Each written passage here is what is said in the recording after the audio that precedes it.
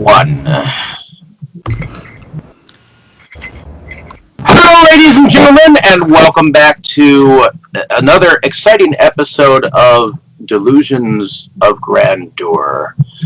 I am one of your hosts, but tonight I'm going to send this over to Dustin, for we are still doing the theme of just everyone remember how to. We're in non-superhero comic book months. We're in Western variety. Yes. So, Dustin, why don't you tell us a little bit about the film that we are going to be discussing tonight? Well, tonight's movie is Tales from the Crypt: Demon Knight, which is one of the long-form Tales from the Crypt movies that came out. The other one was Bordello of Blood. And this is, I think, the better of the two movies that they put out. Technically, they put out 3, but it didn't have the Tales from the Crypt branding. They put out 5. They put out 5? Yep, because there was the original Tales from the Crypt from the 70s, and then there was Vault of Horror. I'm talking about the HBO branded Tales from the Crypt. And then there was Bordello of Blood, and then there was this one, and then there was Rituals, which was a little bit later than this. Yeah, I would consider those two as those two first ones as related to that as probably as Captain America's 1960s film was related to the Captain America Winter Soldier. Yeah, sort of source material. Demon Knight and Bordello of Blood were more the HBO version of the series, so that's why I consider them to be part of like the same kind of group. Yeah. I know there's like the Amicus Tales from the Crypt, but I'm not counting it as part of the series. But anyway, this is the entry that people usually prefer to Bordello of Blood. I've never seen Ritual, but it was straight to DVD. Good film. I enjoyed it. But anyway, I'm just going to read off the back of the box. A drifter known as Breaker possesses the last of 7 ancient keys that hold the power to stop the forces of darkness and protect humanity from ultimate evil. But the human race is safe only so long as Breaker can evade the demonic Collector, who's gathered the other 6 keys. In his obsessive quest for the key, the Collector rallies an army of ghastly cadavers against Breaker and the inhabitants of a run-down hotel. So this is basically a siege movie with all these people barricaded inside a hotel. And the demons that the Collector summons are kind of the main threat in this. So the demons can't enter the hotel. And what's interesting is the hotel used to be a church. Right. Right. But the Collector tries to get into the hotel by sort of tempting the inhabitants with different things that they want and turning them into demons. So this movie moves pretty fast. Like, normally I like to do a scene-by-scene breakdown, but it moved so fast I kind of couldn't keep track of what was going on scene-by-scene, you know? Yeah. Right. Because very quickly we have the introduction of the Collector and Breaker in a car accident that they both walk away unscathed from. Breaker tries to find a vehicle. Don't forget first impressions. Well, yeah. So I'll just do my first impression real quick. So I first saw this a while ago when I was starting to get into horror, and I remember being pretty happy with it. Like, it was... I'd never seen a siege movie before, so it was kind of all new to me. And I really enjoyed this movie, and upon rewatching it now, I still enjoy this movie. Like, this is a very, very watchable movie. Who's next? I guess I'll go into it. See, I watched Tales from the Crypt when it was on HBO for a time, and I think it also came onto Sci-Fi for a while, and I eventually ended up picking up various copies of the seasons over time, and it's probably one of the series that I end up just kind of going back and rewatching. The episodes are very replayable. Oh yeah. And the thing about Tales from the Crypt is Tales of the Crypt, Tales from the Dark Side, and several other anthologies of the 80s were kind of interconnected in some way, shape, or form. And this one came after the series, and it starred William Sattler, which I love that he shows up in random Stephen King movies. But he was also in the first episode of the Tales from the Crypt series. So having him as character, awesome episode. I relatively enjoyed it. The fact that Billy Zane, we get that madcap, Mad Hatter kind of a feel to him. I mean, I think he was in Shocker too. Billy Zane? Yeah. The dude in Shocker is that guy from X-Files. Yeah. Okay. Well, Billy Zane, he definitely played the comical atmosphere. Oh yeah. So he made it fun. Oh yeah. Yes, I get a kick out of seeing him kind of entice the victims in here, and having to rewatch it was kind of a blast. So, this is probably my seventh time watching the film. So it's definitely a good rewatch. Although I do prefer Bordello of Blood over this one. So Really? I can see that, Dave. I can see that. Reasons. I'll have to tell my reasons when we talk about that film. Who wants to go next? I'll go next on it. Oddly enough, I was not as familiar with this movie originally. I mean, I was familiar with it by the time we had talked about it. My experience with this film goes back to... actually, I have experienced Tales from the Crypt before that, because my father would watch HBO when we got our satellite dish in the late 80s. Mm-hmm. And, of course, that was on. And the Crypt Keeper always fascinated me. I even watched the cartoon show, which was fun, because the cartoon show was actually kind of Tales from the Crypt for kids. The cartoon was very good. There was also Tales from the Crypt Keeper. There was also a Tales from the Crypt themed game show for kids. Yes. And so, and also a cartoon series for about right. That's what I was saying. Yeah.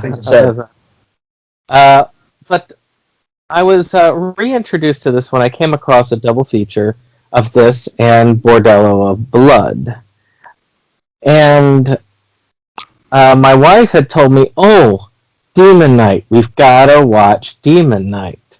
I was like, "Demon Knight? Well, I guess this is okay." It was $5. So I went ahead and I got it, and I watched that. And I watched Bordello of Blood probably a good number of months afterwards, because she didn't like that one. And I really did enjoy it. I mean, it felt like Demon Knight was really a fun feature. I loved the way it opened with the Crypt Keeper, directing his film. Mm-hmm. I do like him as the host. A nice family film that we discussed. Exactly. And in general, it is a fun film, well acted, with the same kind of feel that horror plus a little bit of a comedic tinge to it, more of like a sarcastic element to it, I should say, that the series was known for. And I really did feel that it was fun, and it was great. It was a treat watching it again. I really did enjoy it. All right. I guess I'll jump in here then. So the show ran on HBO then. Yep. What did the animated series run on? ABC. Maybe that was my exposure. My first exposure to Tales from the Crypt was ages ago.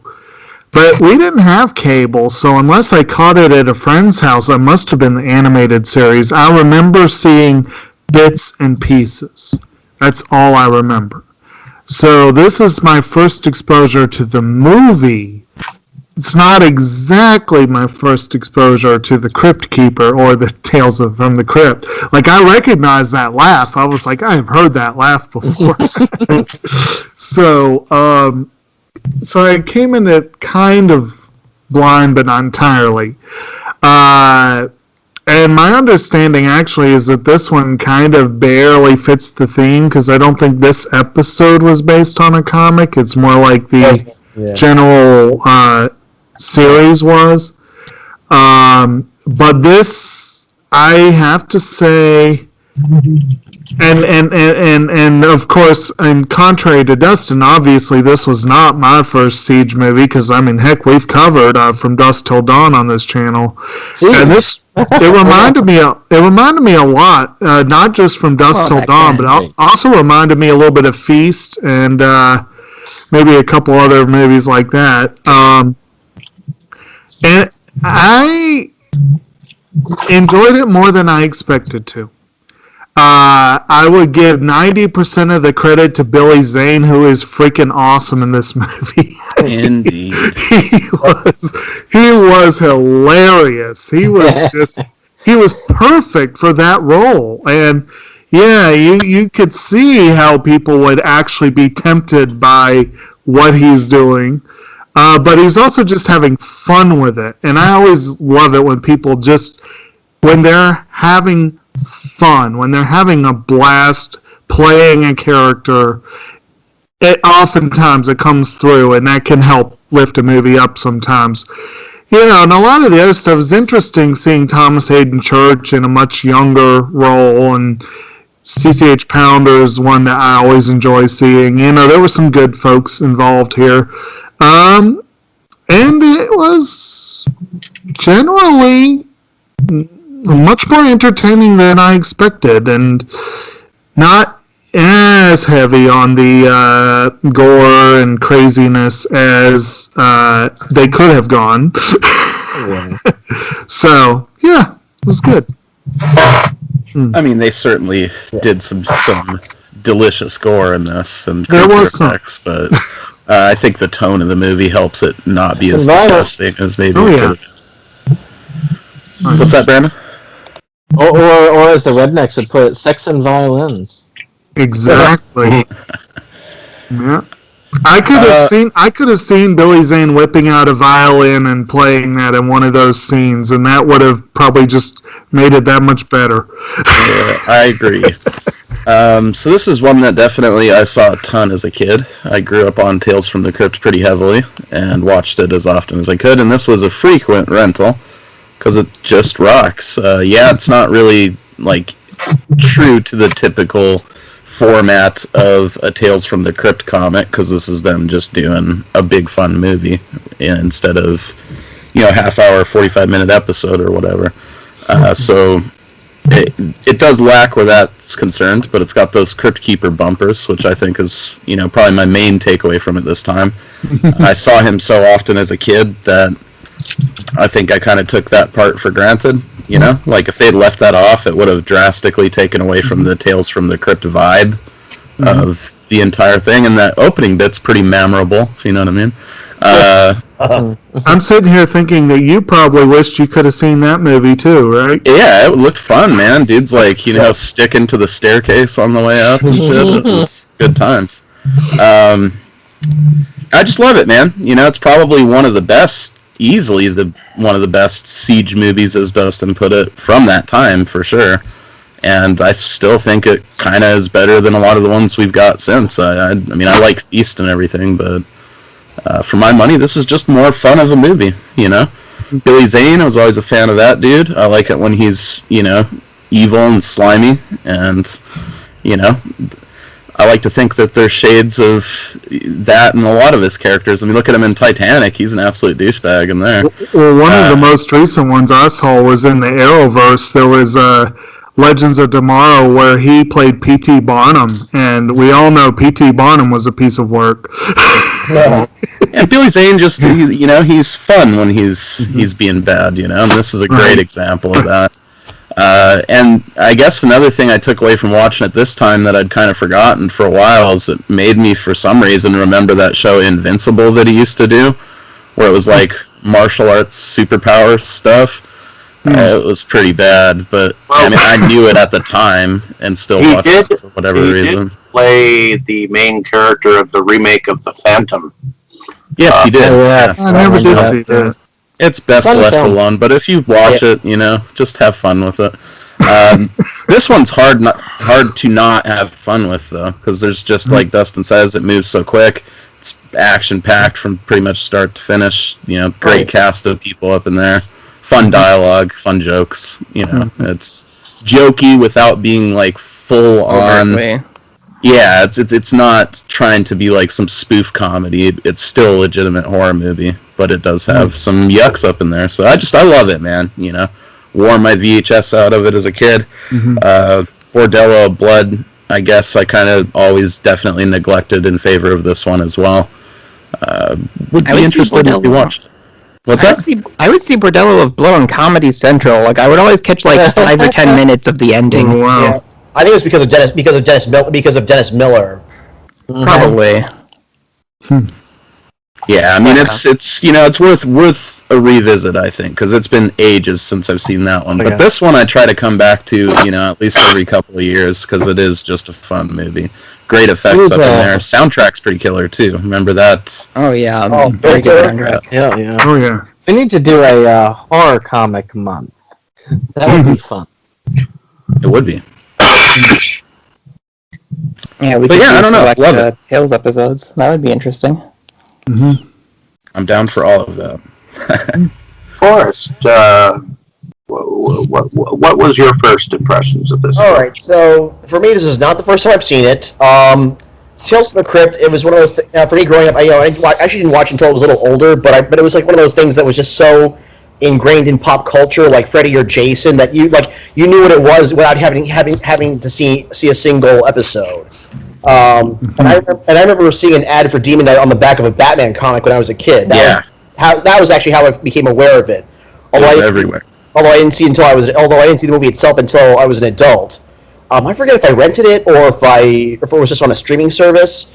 But I immediately was a fan. But by the time I had already watched the Tales from the Crypt TV show and had read the comics, the original EC comics, as well as I think there was another. They did bring back the new Tales from the Crypt comics about they did for a bit. A decade ago. I collected all of those. Yeah, I have most of those too. But anyway, so I like how it did. I like how it started off like a typical Tales from the Crypt episode, and then just quickly jumped into its own. But then, you get the Crypt Keepers, cracking all his puns, and then it just immediately jumps into the action. You got Billy Zane's having a lot of fun. William Sadler, whom I'm used to seeing, you see him playing bad characters like in. Like the first episode of Tales from the Crypt or in Die Hard 2. It's nice seeing him play a protagonist. But yeah, just a great cast all around. Jada Pinkett, CCH Pounder, Thomas Church. The soundtrack. Dick Miller, yes. Charles Fleischer. Dick Miller's just playing Futterman from Gremlins again. I love it. Yep, and Dick Miller's playing Dick Miller, but I also. The soundtrack, immediately love the soundtrack. I'm a big metal fan, so yeah, I downloaded it. I tracked it down and downloaded it. Also, actually, I did. Although I did have the chance to see it in theaters once a couple years ago, as part of the triple feature with Night of the Demons and 976 Evil. Nice. That's a good combo. Yeah, it was on my birthday too. So that was quite a party, right? But anyway, I think I agree with everybody. It's a lot of fun. It's even though it doesn't sound like a typical Tales from the Crypt narrative, it's still a lot of fun. Very well directed, and great cast, especially Billy Zane, who's just having a lot of fun with it. I definitely see like definitely if you like movies like I would definitely put it in the category of not just siege horror but also like party horror like movies with a group of friends like it's a beer and popcorn movie. This is a good movie for that, yeah. Tales of the Crypt is a good one for friends and parties and get-togethers anyway. Yeah. There are some slow episodes, but for the most part, I agree with that. And actually, I just want to quickly say, Boy, Yellow Blood, I actually just saw it for the very first time today. Oh, really? Nice. Yeah, not as good. Yeah, it was okay. Not as good as not as good as this one. It kind of reminds me of a time when Dennis Miller was a comedian. I really gotta get back on that one because the only scene I vividly remember is isn't there a part where the vampire chick like licks a dude's heart out of his throat? Yes. Yeah, that stuck with me as a wee lad, as you can imagine. But I think a lot of the other stuff that Dave was probably excited about, I wasn't old enough to appreciate yet. Right. So, ultimately, where did we even begin on the plot yet, or character? We sort of started the plot. So we're introduced right away to Brecker, right? Yeah. Breaker, yeah. Yeah, Breaker. I knew I was going to mispronounce it slightly. So we're introduced to Breaker and the Collector right away. Like they get into a car crash and emerge from it unscathed. And then we had to follow Breaker around. We don't really know who anybody is for a little while in this. We follow Breaker as he makes his way to the hotel. He rents a room. It's just kind of set up. It introduces the denizens of the hotel. The Collector convinces the sheriff and his deputy to help him track down Breaker. And when they arrive at the hotel, Breaker gets arrested, and the Collector reveals that he's a demon. And the movie kind of launches off from there. Like, things move very rapidly. Yeah, And I mean, go ahead. I was just gonna say, he pretty much punches through a guy's fucking face, and then you're off to the races. I mean, there's not a lot of build-up to it. It's just you're sort of briefly establishing the tenets of this hotel. And, right, which you do get some good. You get some good, solid establishment for a lot of them. And actually, I think Mo, you were the one that talked about like some of the dialogue, how it can be really.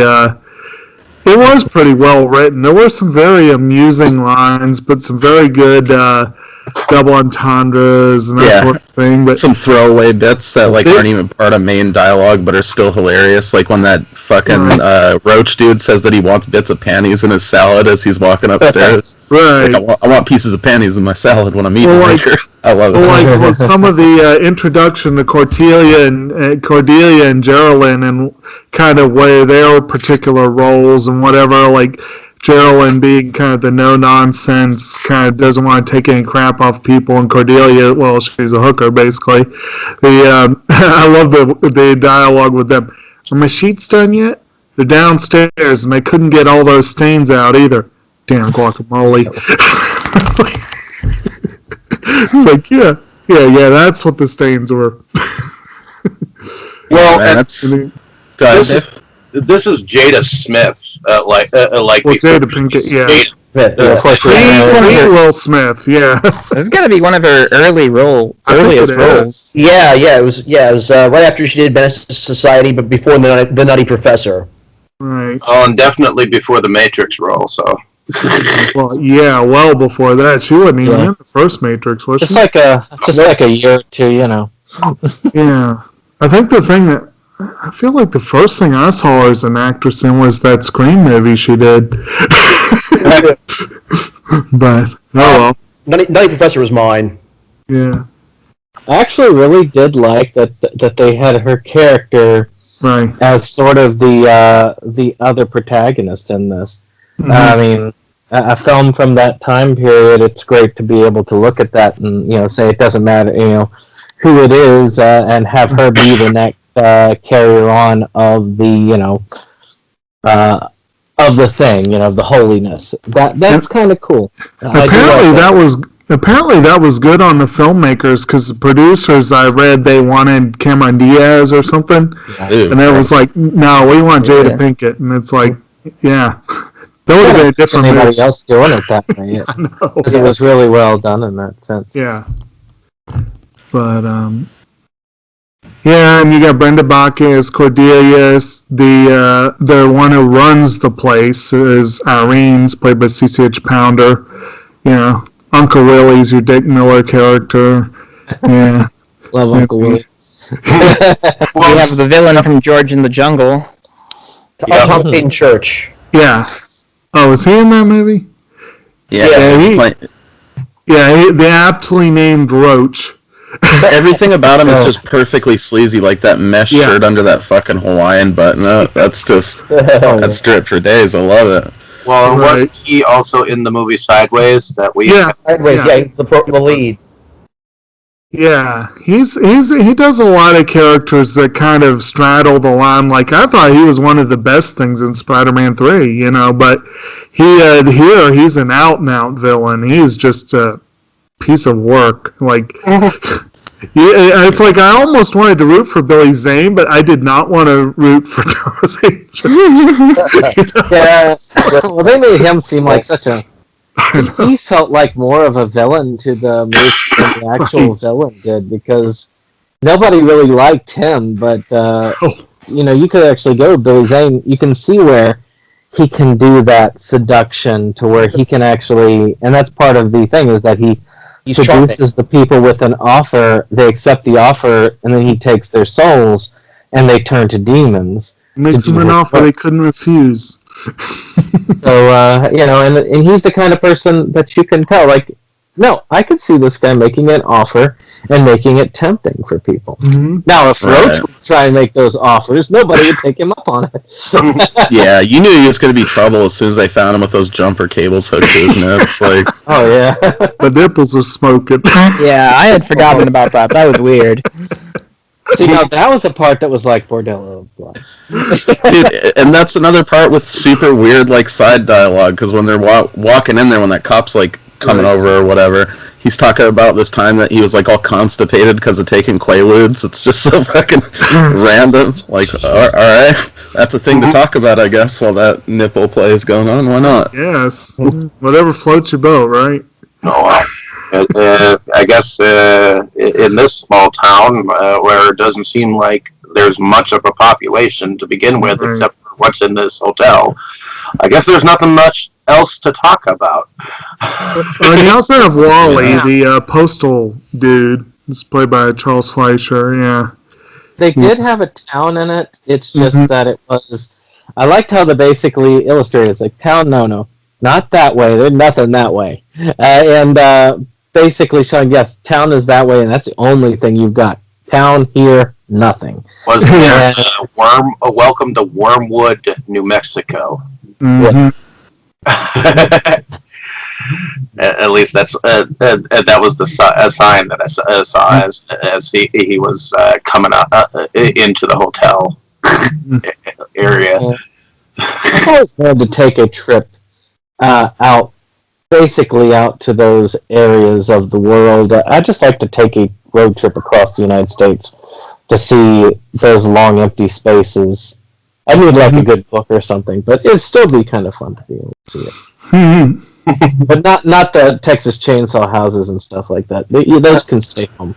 As long as you get the barbecue and leave, you'll be fine. Just don't hang around. Like, so ultimately, after the reveal of the fact that Collector is a demon, the character of Breaker somewhat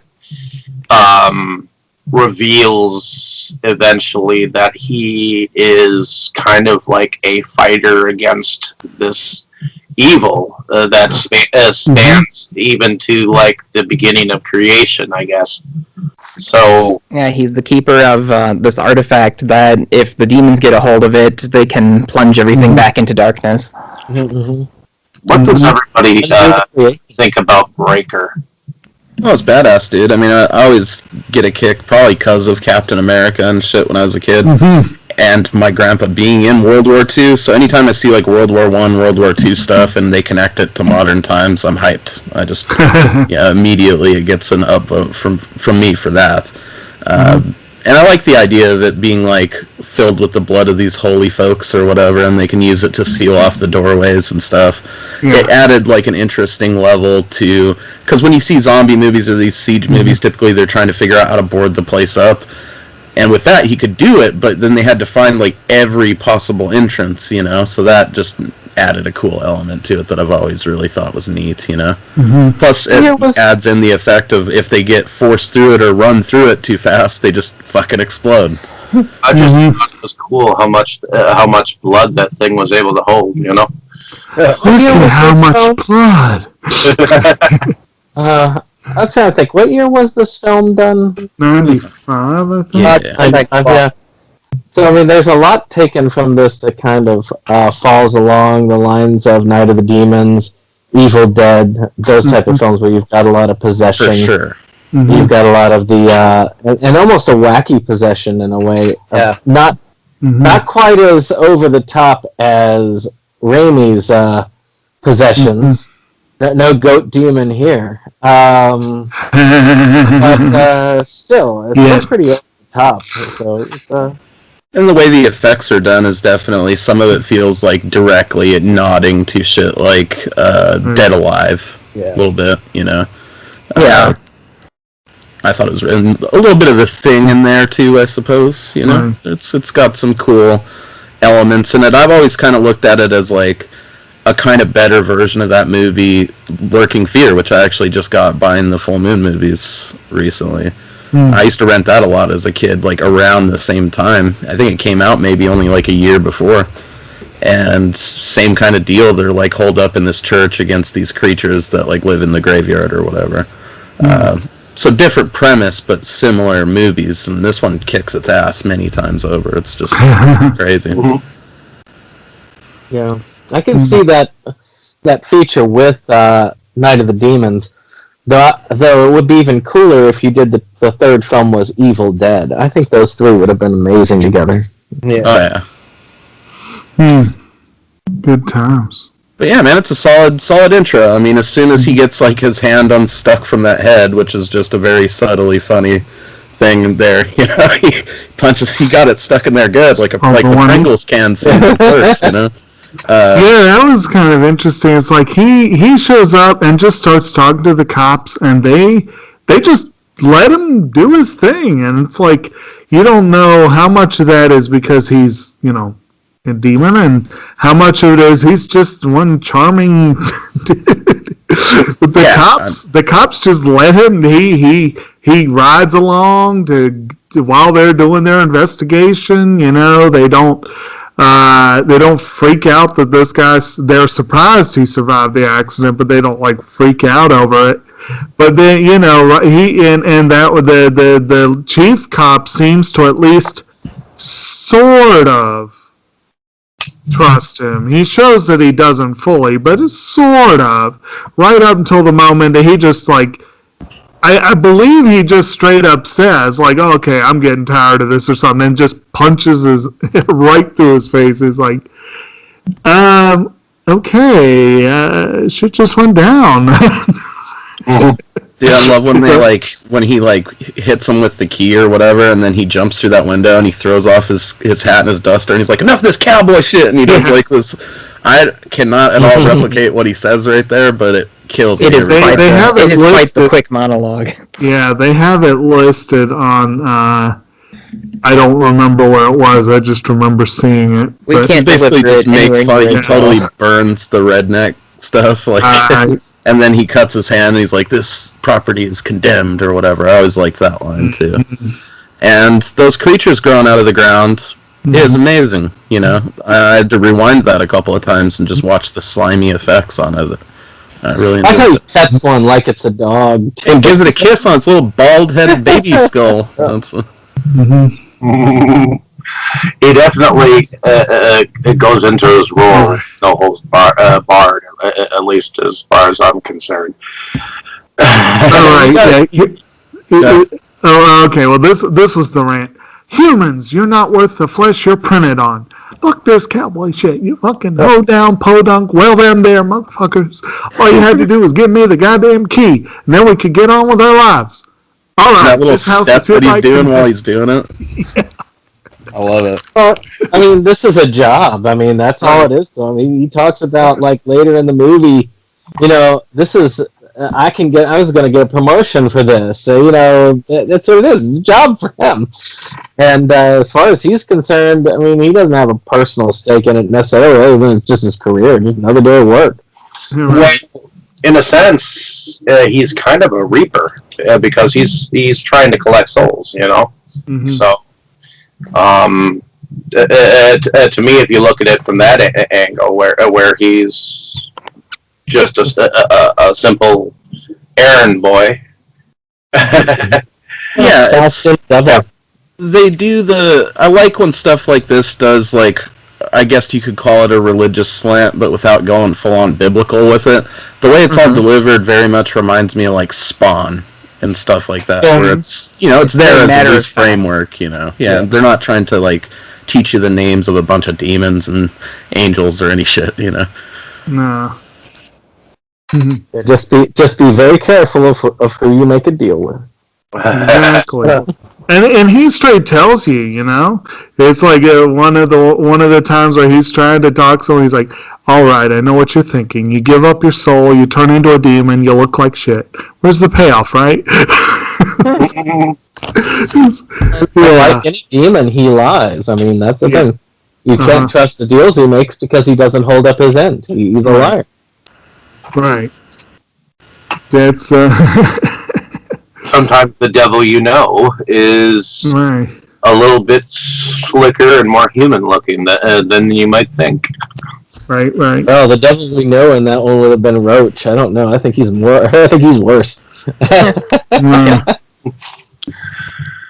Well, as the demons besiege the hotel, Breaker reveals that you can kill the demons by hitting them in the eyes with stuff, and I thought that was a pretty unique method of demon removal. I don't think anything else has done something like that, has it? Especially Not that I'm aware of. Especially when he blew the brains out of that one chick, the hooker, and her eyes were on the floor, and they were still moving. And she's the first one to get tempted into becoming a demon.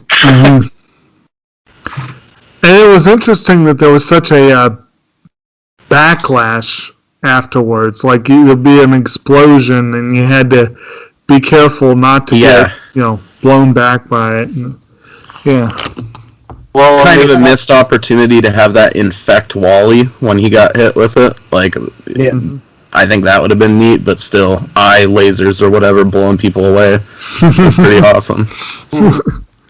Yeah, I do like the possession angle. I think that they did just as good a job as something like Night of the Demons or Evil Dead or any number of these type of possession type films. Although this was one of those movies where the order of deaths frustrated me slightly because you kind of wanted Roach to get it right away, but you knew he'd be around, just because, But I kind of like Cordelia, and she had a very bad and very short fate.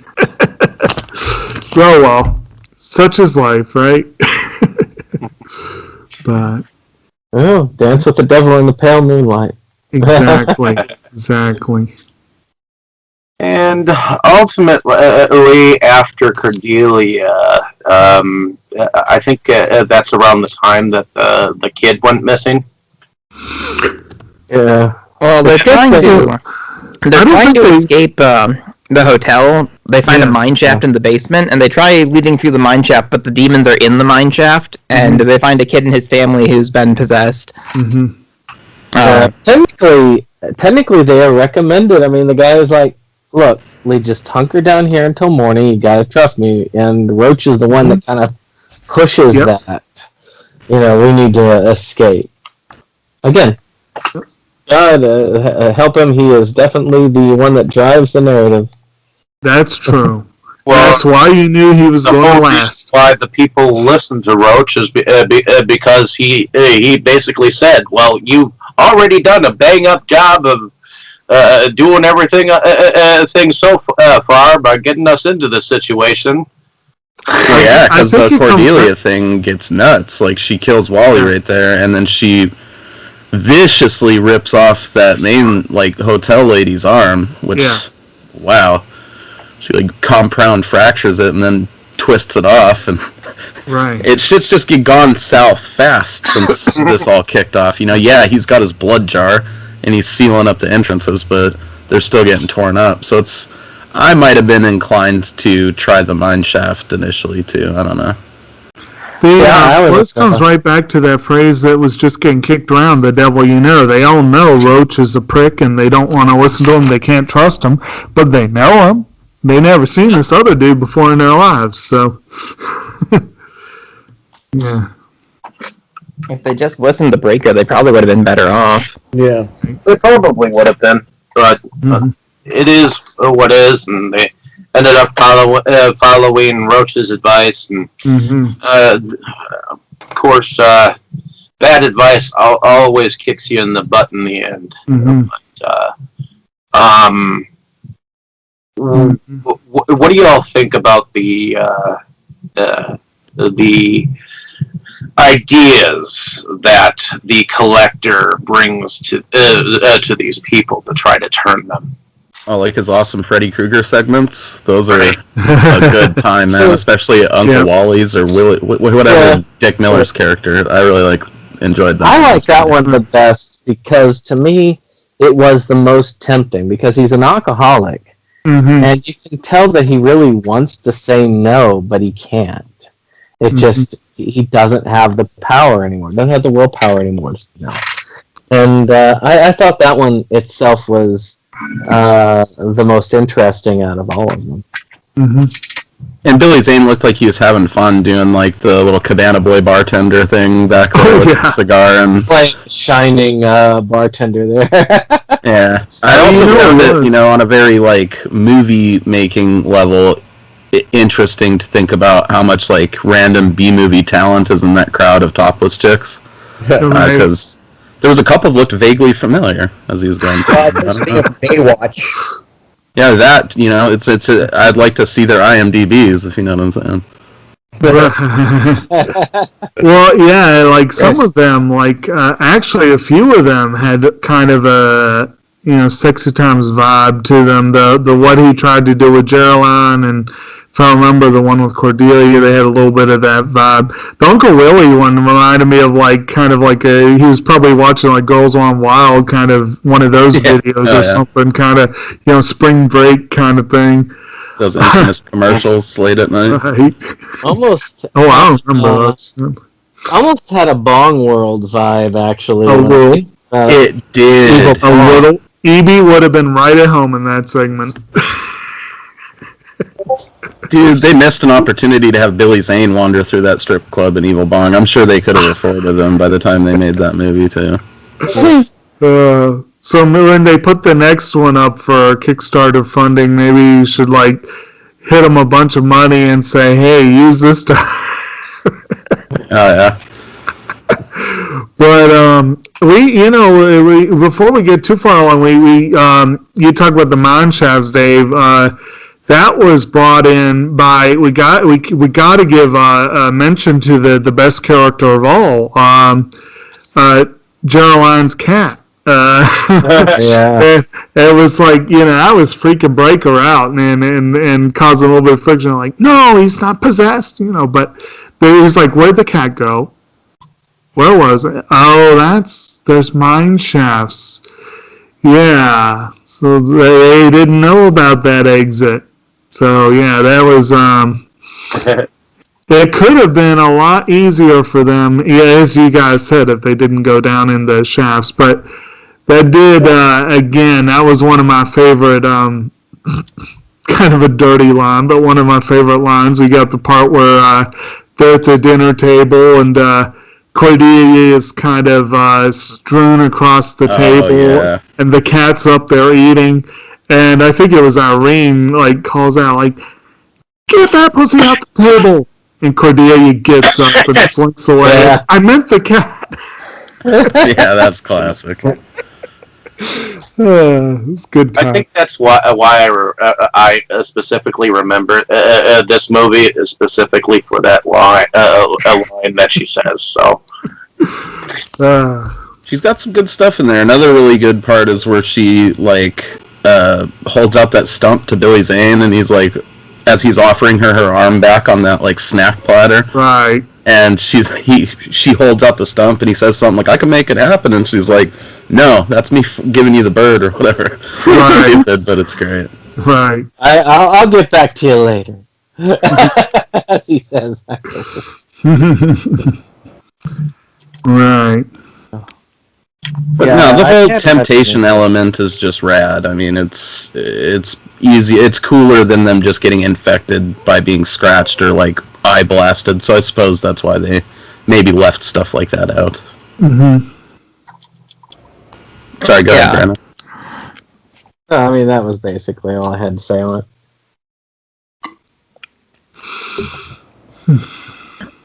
Okay, so what happens then? Where are we in the plot? well, I believe that we were around the mine shaft area with the Yeah, we were in the mine shaft, and they meet the family. They retreat back. They rescue the kid and retreat back into the hotel. Oh, and by the way, the kid was reading the Tales from the Crypt magazines. I thought that was Yeah, that was a nice touch. And it was detailing the exact same scene where she turns into the demon and attacks. Yeah, it was great. Anyway, I think shortly after that we get Breaker's explanation of what's going on, and he tells the story of the artifact and the Blood of Christ stuff. And I don't really like religious stuff in movies, but I thought that was pretty cool. I enjoyed that. Yeah. It looks really rad too, man, and that cloaked demon looks super sick. All those they have a scarily dreamlike quality to them that I enjoy, you know. And I don't know why, but I like the nice touch where apparently right before they were going into the mine shaft, Breaker has this moment where when Roach is pounding on the door, it reminds him of the nails that were driven into the cross. Right. For some reason, I liked that effect. Now, one thing that's interesting about the whole, because he had no way to actually have a memory of that. He, of course, dated back to, I think Mo pointed out before that he was from World War II or I think he says World War One. Right. Might have been it's World War One. 1919 or... Right. They show that when you grip the artifact, when it's on, that you get a bunch of memories associated with it. When it's passed down, that was the impression I got, was when the transference happens, you get the memories to go with it. But I liked how it was sort of, even though they're, the good guys, they're the ones that, the first one had the blood of Christ that he was working with, and it's basically they're dealing with essentially sanctified blood for all intents and purposes. It still seems to have a lot in common with your typical vampire myths. There's a lot in common with that, and how one passes it to an apprentice through blood and that sort of thing. So I thought that was kind of a cool touch. Yeah. I actually considered the whole blood thing very similar to how they were using the salt to block the rooms in Night of the Demons. So you attribute Night of the Demons to this movie a lot. Well, I consider them similar in a lot of ways. There's a good amount of parallels. Actually, come to think of it, when you're talking about siege movies, really, Evil Dead and Night of the Demons are both siege movies. Yep. So it goes very similar. People being possessed by demons. Oh yeah, and there's for sure this movie definitely is. They took a bunch of stuff they found rad and like put it into a movie. You know, I'm sure it's intentionally supposed to be like nods to a lot of that stuff. You know, like I say, there's nothing wrong with any of that stuff. There's no negative about it, because when you look at this stuff, the part of movie making that's really good is finding good ideas and then trying to twist them a bit to make them new. I mean, there's only so many ideas in the world, and only so many remakes we can actually have. So, taking anything kind of old and making it new is more valuable, in my opinion. Oh, for sure. And I mean, you know, on top of that, this has that genuine vibe of like kind of being like, because they're horror fans, the Tales from the Crypt people, obviously. Oh, yeah. So they made a horror. It's like a movie by horror fans for horror fans, and it, you know, anything it has similar to anything else is a positive thing for it, like you said. Yep. Yeah, I think more of a more of an ode to than a copy and paste. It's not a plagiarism as much as we respect this and therefore. Exactly. I mean, it's got so much going on in it that it's not riding any one thing through. You know, it's an amalgamation of a lot of tasty stuff. It's a good time. I like that they don't overdo those, and that just goes back to what I was saying earlier. Like, they've got the biblical thing to be like the general backdrop, but they don't beat you over the head with it. Every time that we see those flashbacks, it's like in a cool moment. Like that part where the light's coming through that stained glass and like shining the cross on the wall, or the pounding on the mine shaft, you know. It makes sense that he's having these flashbacks. They're not just thrown in there willy-nilly, so I always appreciate that. Mm-hmm. Okay, so after the mine, after they go into the mine shaft, this is where they actually they actually find the kid's family has been possessed by the demons, and kind of realize that okay, we're kind of past there. We're kind of past there already. Yeah, I think so. Where we hit the part where basically the kid is possessed and she goes after him. We're not quite there yet. So Roach steals the artifact and gives it to the collector, and is pretty much immediately killed. He goes up and plays nice with Breaker. He tries to make it seem like, you know, man, I'm just. You understand, right? You know, they kind of shake, and then while he does it, he picks his pocket and takes that thing, and it's like, yeah, no, he's still being a douche. Yeah, and we can't ignore that old, what is it, Uncle Willie is just out there with that kid just drinking scotch and reading comic books. Like, they find the secret hooch stash, and it turns out that Wally had, like, this weapons cache that he's going to shoot up the post office with up there. But no ammunition, that sweet belt of ammo. Yeah, you find out he was fired at the very beginning of the movie, and that's part of why he just totally lost himself at that point. Yeah. He was going to do it for Cordelia. There was like the psycho simp note up there or whatever, like waiting in the box full of, you know, empty guns, but they had all those grenades. He had the sweet suicide vest already ready to go, so what's her, Edna, the main lady, ends up taking that, and you know that she's gonna eventually use it. Yeah, man, that kid transforming was gnarly, and he like puts his tongue in Breaker's chest. Actually, yeah. You know what it reminds me of? In Feast, where they put up that thing, they wouldn't really kill a kid. Exactly. Yeah. I love the life expectancies in that one. That was one of my favorite parts. Yeah, that's good stuff. But that's another thing. They don't usually do that stuff with kids. No. So that was an unusual and actually kind of unique thing. It is, and it sounds fucked up, but I tend to like cheer sometimes audibly when that stuff happens. Not because I enjoy kids getting wasted, but it's movies, right? It's the fact that they went there with it. One of my favorites still the Beyond, where that little girl looks like the Wendy's logo gets shot in the face. But this one's up there. So I'm trying to remember myself. The placing was the kid getting possessed. That was one of the last bits, wasn't it? Yeah. So this was after Roach had officially erases the barrier. Yeah. And the demons start coming up the stairs, Which and actually, so they all retreat into the attic. If y'all look at my nice little icon there, that was the collector produces a sponge out of his I mouth. loved it. He's like, here, use this. I think Billy Zane actually did that, like no trickery involved. Right. I understand it was his idea from what I read. But, and then they had a nice little exchange. I liked it after they made the exchange.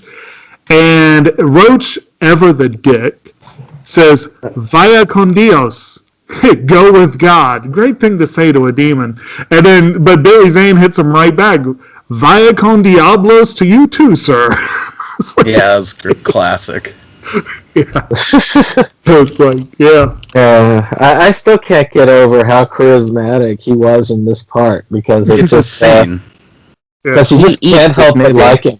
He's like, oh, and by the way, Roach, I lied. And the demons just swarm Roach and like pull him down.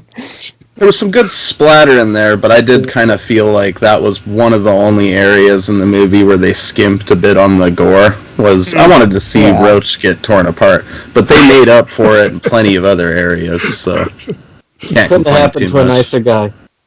Exactly. And Cordelia and the sheriff like use the suicide vest to like take out the demons coming up the attic, and so that leaves us just with Jada Pinkett and Breaker and the kid. Mm-hmm. And the kid gets possessed pretty quick and turns into a creature and mortally wounds Breaker. Mm-hmm. And that's when That must have benefited it. Yeah. Well, that's when Breaker transfers. Breaker gives her the artifact and sort of transfers the power. Mm-hmm. And so it's just her versus the Collector in the finale of the movie. Mm-hmm. And she tries stabbing him in the eyes, but we get that moment. That, by the way, that eye shit only works on low-level demons. Mm-hmm. And he's had some promotions over the years, so Mm-hmm. Mm-hmm. Right, and they kind of foreshadow that when he takes that arrow through the eye and doesn't die, like right before they flee up into the attic. That's a pretty good part too. That said, though, mouthful of holy blood in the eyes, that's a little different. Yeah. And her covering herself with the blood was a nice touch too. Yeah. Didn't last long, but it was smart thinking. Mm-hmm. Yeah. Indeed. Yeah. I do wonder. The one thing I had to say against it is, usually they just have these monsters kind of fall for the woman, which is their weak part. He didn't really fall for her, but he kind of had that. He kind of had some sort of like. He was trying to seduce her. Yeah. Oh man, and is it so great? Like when he's whipping that firecock out of his fucking zipper. That is like one of the best scenes in the movie. And he's like, "Down, boy!" And there's that zip up sound effect when it goes back in, and he's like, "Sorry about that." Like he looks genuinely embarrassed. Yeah. Yeah, that was a pretty wild ending. But you get to see his true form. When she spits the blood in his face and it starts to melt him, you get to see his true demon form for a few seconds before he explodes. And I thought that was that was a pretty cool effect. And all of a sudden basically turns into the cover from the Meatloaf album, Bat Out of Hell, like he's just this big fucking bat skull demon thing. It's awesome. Really, the design of the main demons was sick too. I like how they had those backward bending, like, sort of goat legs or whatever. Right. I thought that was a cool touch. And of course, it's not quite a load-bearing boss because the hotel didn't all come flying down, but still a little bit of that feel to it. Well, they did enough damage to the hotel already. Right. Yeah. And as Mo had pointed out earlier in the chat, of course, she leaves on a bus, much like her other film. Indeed. Interesting parallel between that and Ghost World. Yeah. No, she has the presence of mind to put a drop of the blood at the threshold of the door, and we see a new collector who's going to be coming after her. Mm-hmm. I'll wait for the next one. Yeah. See, I was wondering about that because I didn't recognize the dude, and I didn't take the time to look him up. But the way they revealed him kind of felt like we were supposed to know him from somewhere. I didn't. Right. I did like how he's whistling the Tales from the Crypt theme, though, as he was like wandering down. He's listed as other collector, Mark David Kennerly. I know that name. Some these days, when practical effects just have when done right, practical effects have a better lasting value than most CG. Mm-hmm. Even good CG doesn't always hold up that well, but practical effects like this, good makeup effects. I mean, when he cuts into his hand and does that like sprinkling of the green blood around, I winced for a moment, which that's telling. So again, I just don't. I'm just a sucker for practical effects. Not just they're great on all of the levels. Go ahead. Sorry. So not just in horror films either. Just in general. Yeah, and I mean they were good in this on all levels. Like that little stuff, or like even when he tore off her arm, which wasn't one of the bigger effects in the movie, but it works really good, man. It all holds up, and they didn't overuse like the eye lightning stuff. You know, it could have happened more than it did, which maybe would have, I don't know, dated the thing a bit, because it would have made it feel like, oh, look how cool we think this is, because we can do it, you know. It was used the appropriate amount. All the big, like, main sort of spectacle pieces of people transforming and shit were all pretty gnarly. I love it, man. Yeah. And I always thought about this, because I think a lot of our dwelling when it comes to these type of things is on the makeup and practical or impractical effects, depending. But set design also plays a huge part when it comes to effects. Mm-hmm. And we can't ignore the hotel. The setting was really well done. Another movie, From Dusk Till Dawn, did it reminds me a lot of that, having that much of almost an iconic setting as far as films go. It's not quite as iconic as the Titty Twister, but it still is. I mean, now, I have a hard time seeing this place as a former church, but it was a really cool setting, and I think they did a really good job with it. Yeah, I liked how it had like that catwalk sort of balcony vibe to the upper floor, you know. It was, for some reason, I really like that, especially once they're trapped up there and the demons are like skittering around below them and stuff. It's cool. And the kind of raised cafe type looking area where they had the kind of cement, it was kind of on different levels as you went down. Even the ground floor was on different levels, which is really cool. Yep.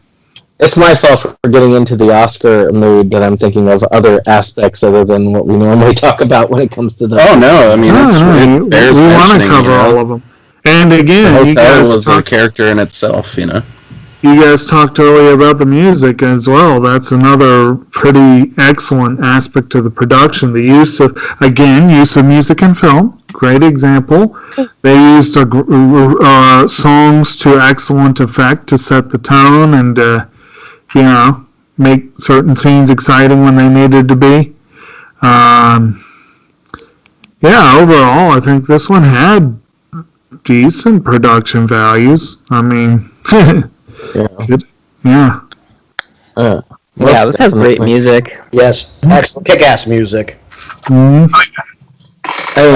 if you take the Tales of the Crypt theme, which is awesome, by the way, and was not featured in the previous two unrelated but related films, because it wasn't, and that it is a.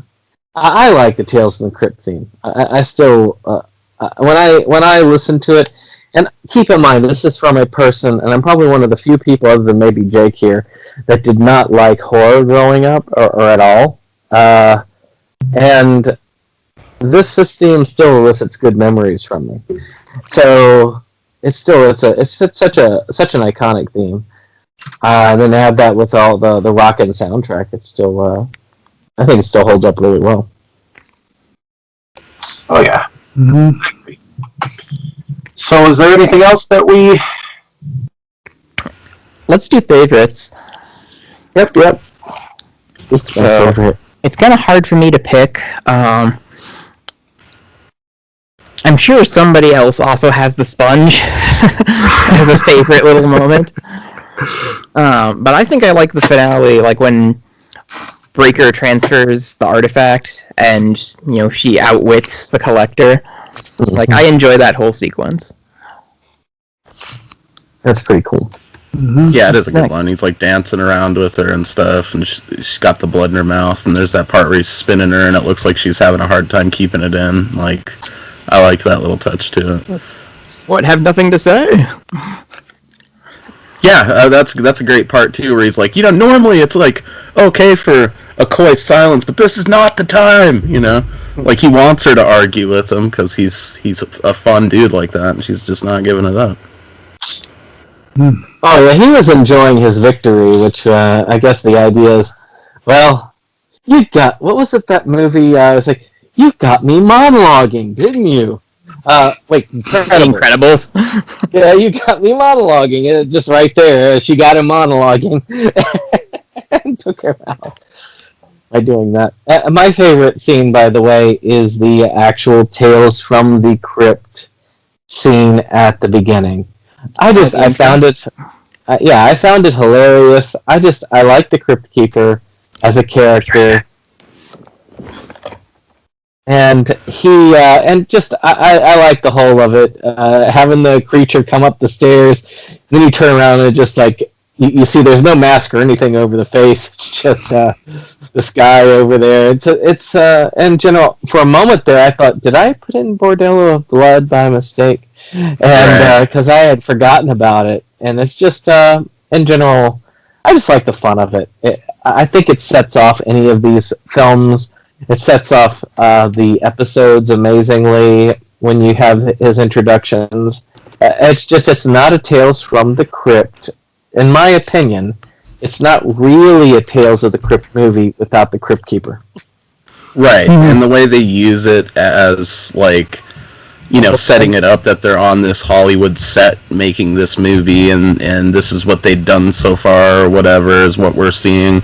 And then at the end, we get them, like, premiering it on the red carpet and everything. Yeah. It gave it that movie vibe, so it somewhat helps you excuse that it doesn't exactly work like your typical Tales from the Crypt story from one of the episodes, because it's not one of the episodes, it's them making a movie.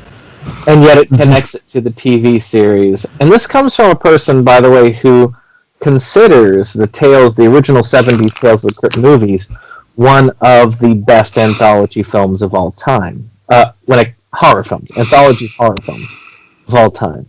So, in general, I just thought it was fun. Mm-hmm. I think I love that line the most, where she says, "Get that pussy off the table." And that's the part that I remember the most. And I think I love the creature design of the demon younglings when they first spawn from that spillage. So I tend to enjoy that aspect of the film. I thought the transformation into what they became was great. Mm-hmm. Oh yeah, that's awesome. I think as far as like little stuff, I just love that panty salad, man. That's hilarious. But in terms of like individual scenes, it's kind of a tie for me between him spawning those like demons and probably that kid transforming and sticking his tongue into Breaker's chest. Like, it makes me shudder for some reason. I don't know why. tongues are gross, and being impaled with one is no good. And that's not. I can't really offhand think of another movie where someone gets impaled with a tongue. I can think of several where they get strangled with tongues. That might be the only tongue impalement I can think of, though. Like a licker out of Resident Evil. Yeah, I licked him good. I forgot the Crypt Keeper had a cameo in Casper. I wonder if that was one of the reasons I know that. Probably they're both new movies. Yeah. Yeah, they were both made about the same time, weren't they? Yeah, Right. but they're 95. Yeah. And that's I have to say with this one, my favorite. I don't know exactly what my favorites will be. There's a couple of those bits of dialogue, the comment about the guacamole, the comment about get the cat off the table, but also a lot of the little moments with Billy Zane's character. He was having so much fun. The sponge was a great moment. Yes. It's hard to pick a clear favorite, but I know it kind of hovers around that particular part of it.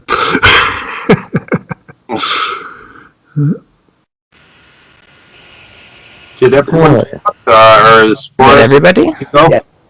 Oh no. Good part for me. I would probably say the Crypt Keeper. Always enjoys puns, and also the soundtrack. It's solid, man. I mean, you got Megadeth, Pantera, Filter, Ministry. Yeah, it's well balanced. And they don't smack you over the head with the popular music in it, it's like just there and then it's gone and it doesn't feel like it really Kind of dominates the movie or anything. It reminds me of a bygone time in horror when like every horror movie that came out seemed to have a rock or metal soundtrack. It's good times. Yeah, I need to get back to that stuff again, man. I don't know Freddy what vs. happened. Jason was one of the last ones to do that. yeah, it was. Alrighty. I think that completes everyone's viewpoints. So hopefully, ladies and gentlemen, you enjoyed our discussion on Tales from the Crypt Demon Night, and hopefully you'll be able to join us on our Ghost World discussion shortly. So thank you for listening. Have a great day. Like, share, and subscribe. Definitely. Yes, we had a good time. Goodbye, all you ghouls and girls. Bye.